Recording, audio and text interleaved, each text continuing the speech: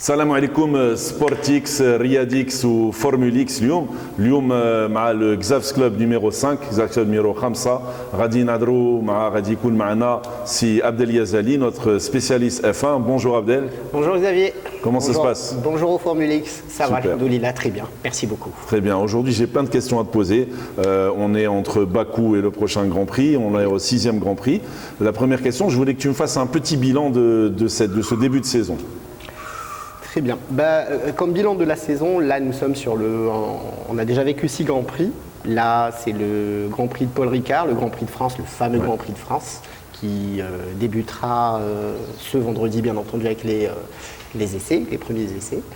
Le Grand Prix de Paul Ricard, juste pour vous donner, ou plutôt donner à tout le monde une idée, Paul Ricard c'est un circuit qui a été baptisé en 1970. Oui. C'est le premier circuit en grade 1 français. C'est un circuit qui a été annulé jusqu'en 90, puis maintenant c'est le Grand Prix traditionnel et historique de France. Qu'est-ce qu'il faut dire? Il faut dire que c'est un Grand Prix atypique, dans la mesure où c'est le Grand Prix le plus lent de la saison. La piste elle fait 5 km 8 plus exactement. Et ça a toujours été un Grand Prix Mercedes, où la puissance du moteur Mercedes parlait. Ceci n'est pas un secret pour personne. On commencera déjà par faire un petit bilan. Maintenant, c'est juste fou. C'est juste fou. Personne n'imaginait un bilan de saison comme ça, un début de saison comme ça.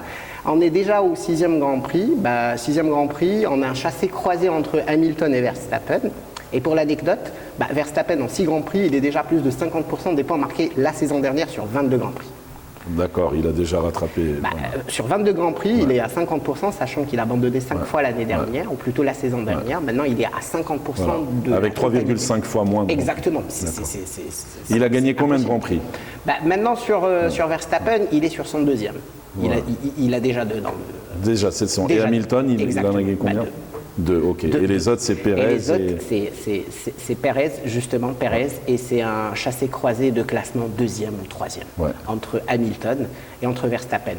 Le Grand Prix de Bakou, tout le monde est sorti, plutôt tout le monde est revenu bredouille, dans la mesure où Verstappen, malheureusement, il a eu cet incident, il a abandonné.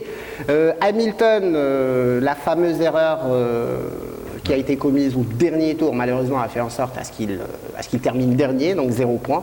Donc le perdant dans cette histoire, c'est qui? Moi, je dirais, c'est personne. Et le gagnant, c'est qui? C'est les fans et tous ceux qui ont suivi, parce que le début de saison, il promet. C'est impossible. Personne n'avait imaginé un début de saison comme ça. On s'attendait à une suprématie d'Hamilton encore ou pas? Effectivement, on s'attendait à une suprématie d'Hamilton, ou plutôt une suprématie, excuse-moi, Mercedes. Mercedes, tout à fait. Son équipier, c'est Bottas. Toujours Bottas. C'est toujours Valtteri Bottas. Mais il a déçu un peu ce début de saison. Valtteri Bottas, il ne remplit pas sa mission, plutôt le job pour lequel il a été recruté dès le premier jour. Pourquoi? Parce que l'année dernière, à titre d'exemple, Verstappen, pourquoi il n'a pas gagné le championnat? Pourquoi il ne s'est pas placé? Il se battait tout seul face à 2 voitures. Tout à fait. Si tu vois ce que je veux dire. Maintenant, la tendance est inversée. Maintenant, Hamilton se bat tout seul contre Verstappen et Checo. Attention, Checo, pour moi, cette année, c'est la révélation. Ah oui. Dans la mesure où, lorsque Verstappen n'est pas là, Checo plutôt Pérez, Pérez, il prend le relais. Et il le fait très très bien. Il a magistralement... Il est arrivé quand chez Red Bull? Chez Red Bull, cette année. C'est sa première saison chez Red Bull. C'est sa première saison chez Red Bull. Avant, il était chez Aston Martin et X-Force India. Maintenant, il est chez Mercedes, chez Red Bull. Et il remplit sa mission à la perfection. Et ça ne m'étonne pas qu'il fasse un doublé. Premier et 2e à la fin de saison. Carrément. On fera le bilan. Alors, qu'est-ce qui a changé pour que Red Bull, selon toi, puisse dépasser Mercedes cette année? Dans quoi ils ont été meilleurs? Très bien. Au tout début, il y a plusieurs détails. Le premier détail le plus frappant, c'est le détail des circuits. Jusqu'à maintenant, tous les circuits empruntés, que ce soit le circuit de Bahreïn, que ce soit Emilio-Romagne, que ce soit le Portugal, que ce soit Monaco ou Bakou ou l'Azerbaïdjan, c'est des circuits typiquement downforce. C'est quoi le downforce? C'est un terme utilisé en F1 et c'est des circuits de voitures qui ont le plus d'appui possible. D'accord. Exactement. C'est plus ou moins des circuits downforce. À l'exception de Bahreïn. Bahreïn, c'est un circuit de performance pure, de puissance pure. C'est pas la puissance du moteur, c'est plus l'aérodynamisme. C'est l'aérodynamisme, effectivement, c'est l'aérodynamisme et c'est la capacité de la voiture de faire en sorte à ce qu'elle puisse tenir les virages. Jusqu'à maintenant, Red Bull est en train de donner la leçon. D'accord. C'est qui l'ingénieur Red Bull? C'est Christian Horner. Voilà, Christian Horner, c'est la référence. Ouais, c'est les hommes qui font c'est les hommes qui font la machine. Ouais. C'est Christian Horner et c'est également le duo Verstappen-Checo. Est-ce qu'ils sont bons metteurs au point, Verstappen et Checo Verstappen et Checo, au fait, lorsque tu as une superbe voiture, déjà, tu n'as pas besoin de... Tu n'as pas besoin comment dirais-je, de 1000 tours pour que tu puisses mettre tu as besoin d'un bon pilote sur le circuit, bon pilote, pas aussi exactement. bon metteur au point. Pas aussi un bon metteur au point. D'accord. Chose qui fait défaut actuellement chez Mercedes. Pourquoi? Parce que Hamilton, c'est le GOAT, il faut le dire. Oui. C'est le GOAT. Il n'y a plus de débat. Mais il se bat tout seul contre deux bonnes voitures et deux excellents pilotes. Donc ce n'est pas gagné pour lui. La saison promet. On aura des surprises. Et il y aura également des jeunes pilotes. Des outsiders. Exactement. Qui vont de quelles écuries ou quels pilotes, par exemple? Explique-moi. Au fait, il y a qui entre ces deux-là? Voilà, la deuxième révélation après Checo, pour moi, c'est clairement Lando Norris. Oui, bien sûr. Lando Norris, c'est la révélation. Attention à Carlos Sainz. Chez Ferrari. Carlos Sainz, dès le début, il a promis, il a dit, moi je ne vais pas parler, j'ai besoin de 4-5 Grands Prix et je serai là. Et effectivement, il a été là. À partir de Monaco, on voit quelqu'un d'autre, c'est un autre Carlos Sainz. Et c'est qui le leader chez Ferrari? C'est Leclerc ou c'est lui? Ou il n'y a pas de leader? Pour moi, clairement, en fait, c'est assez politique. Pour moi, le leader non dit, c'est Leclerc. Oui. C'est Leclerc. Ouais. Mais à un certain moment, je sens que la tendance, elle ne va pas s'inverser, mais ils vont être sur le même piédestal tous les deux. Ouais, exactement, parce que les deux sont bons. Et Leclerc, il a tendance à surpiloter. Super. Je peux te poser une question maintenant après cette analyse. Tu as autre chose à dire sur le début de saison? Le début de saison, il promet. On n'aurait jamais imaginé, comme je vous ai dit ça. Et puis, c'est digne d'un scénario de science-fiction. D'une bonne série, c'est bien, c'est actuel. Et c'est ce qui fait que l'audience est fin. Revient. Exactement. Ouais. L'audience est fin et les revenus actuellement au Grand Prix d'Azerbaïdjan, elle était en début de saison. On compare 6 Grands Prix versus 6 Grands Prix. Et elle est juste à 32% en plus. Voilà. Alors maintenant, je voulais te poser une question. Sur, on a beaucoup parlé au Grand Prix de Bakou et lors de la dernière émission, quand tu es intervenu, tu avais parlé de ça. L'incident qu'a eu Hamilton avec ce terme technique, la Magic Brake Button. Tu peux nous expliquer, on a eu des questions sur ça. Est-ce que tu peux nous vulgariser un peu ce que c'est? Très bien. Pour vulgariser un peu ce qui s'est passé, tout le monde a vu Hamilton, il a vu le tout droit, il s'est classé dernier, tout le monde a su qu'est-ce qui s'est passé. Mais avant tout, moi j'invite tout le monde à revoir un peu le Grand Prix, ou plutôt la formation lap du dernier tour. Qu'est-ce qui s'est passé? À un certain moment, Hamilton s'est arrêté.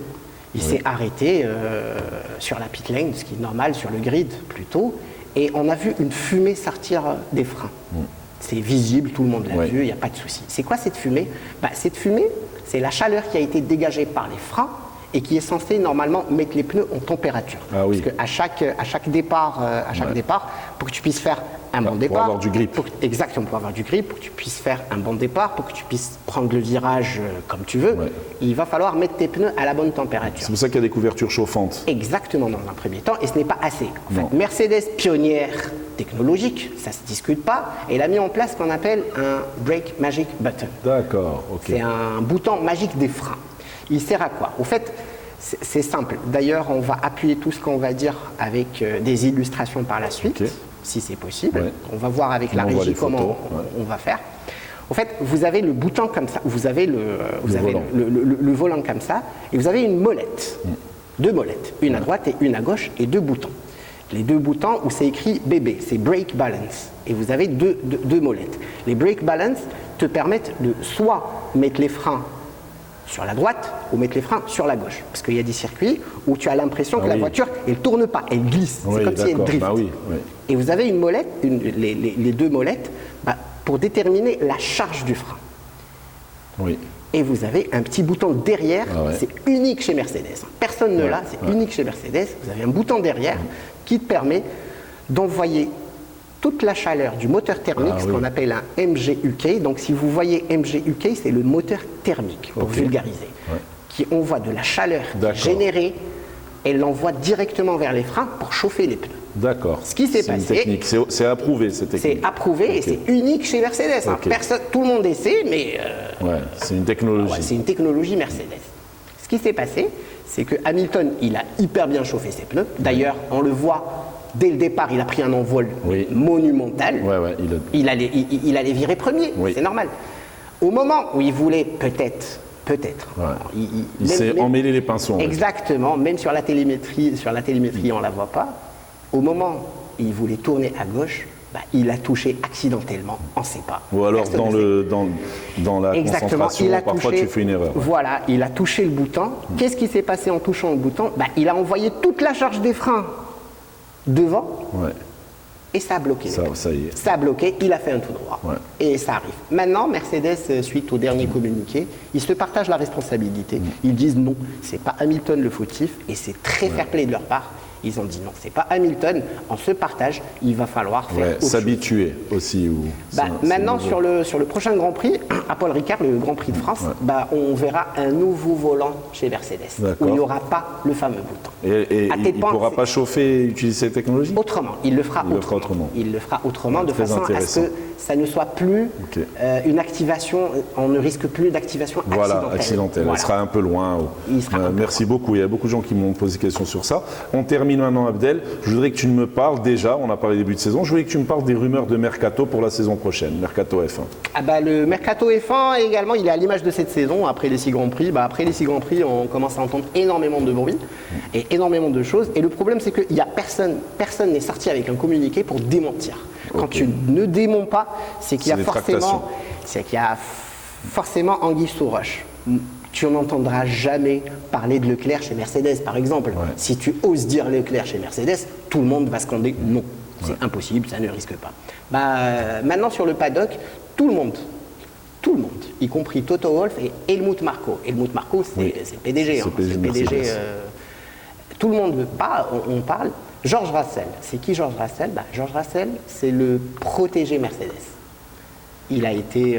C'est qui? Il a fait ses classes chez Mercedes. George Russell, il a fait ses classes comme tout bon pilote. Il l'a fait à la série Renault. Comme Michael Ben Yahya. Comme Michael Ben Yahya, voilà, comme Michael Ben Yahya. La série Renault, puis après il a fait les GT de Silverstone. Il est de quelle nationalité? Il est anglais. Anglais lui aussi. Il est anglais. Et c'est le protégé de Mercedes, et il est sur le programme Mercedes depuis toujours. Et c'est Mercedes qui paie son salaire actuellement chez Williams. Donc Bottas est sur la sellette? Bottas est sur la sellette, non pas pour permettre à Russell de prendre le baquet, mais plutôt par rapport à ses résultats. Parce que Bottas actuellement, il ne remplit pas sa mission. D'ailleurs, de vous à moi, Bottas, c'est un super pilote, mais je ne sais pas ce qui s'est passé. Il y a des bruits de couloir, il y a des choses qui se disent, non, il a demandé à ce qu'on lui change d'ingénieur, il a pris ses propres réglages, alors c'est pas qu'il copiait, mais il calquait ses réglages sur ceux d'Hamilton. Mais c'est jamais facile d'être le coéquipier d'Hamilton. C'est impossible. C'est impossible. Actuellement, il faut dire les choses telles qu'elles sont. Vous avez Hamilton, Verstappen et les autres. Ok. Merci beaucoup Abdel pour tous ces éclaircissements. Merci à vous. Et tu sais très bien qu'on se verra chaque semaine avec ou pas des invités. Je sais qu'il y a des invités qui n'ont pas pu intervenir aujourd'hui à cause de droits et par rapport à leur travail. Mais c'est pas grave, juste ta présence c'est exceptionnel. Merci beaucoup mon ami. Mais je vous en prie. Merci à vous et à très vite. Voilà, on a fini avec le Xavs Club 5. Je vous donne rendez-vous demain pour le Xavs Club numéro 6. Ce sera le cyclisme avec l'Arobi. À demain.